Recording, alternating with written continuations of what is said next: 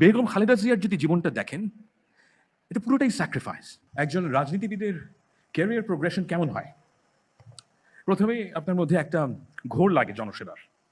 তারপরে আপনি জনসেবায় জড়িত হবেন, আপনার প্রতি জনগণের আস্থা তৈরি হবে, আপনি পাবলিক অফিসে যাবেন।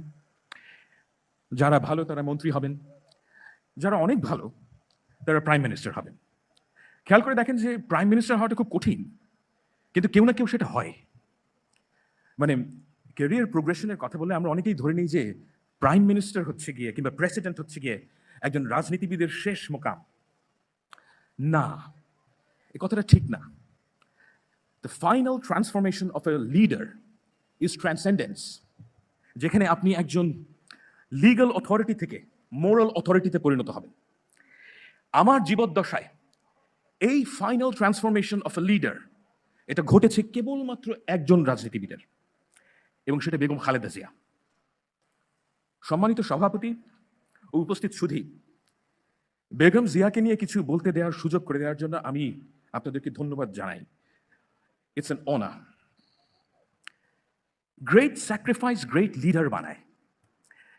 ওই যে বলছিলাম ট্রান্সেন্ডেন্স, এটা গ্রেট স্যাক্রিফাইস ছাড়া হয় না। এবং বেগম খালেদা জিয়ার যদি জীবনটা দেখেন, এটা পুরোটাই স্যাক্রিফাইস। উনি অল্প বয়সে স্বামী হারিয়েছেন, সন্তান হারিয়েছেন।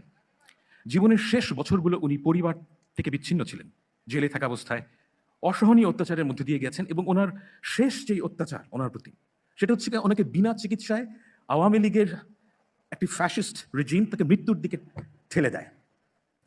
আপনি যদি অন্য তরফ থেকে দেখেন, এটা একটা গ্রেট স্যাক্রিফাইস। এবং আমি মনে করি যে বিএনপির অনেক নেতা অনেক স্যাক্রিফাইস করেছেন, কোনো অস্বীকার করার উপায় নেই, কিন্তু বেগম খালেদা জিয়া ওনার ত্যাগ সম্ভবত সবচাইতে বেশি।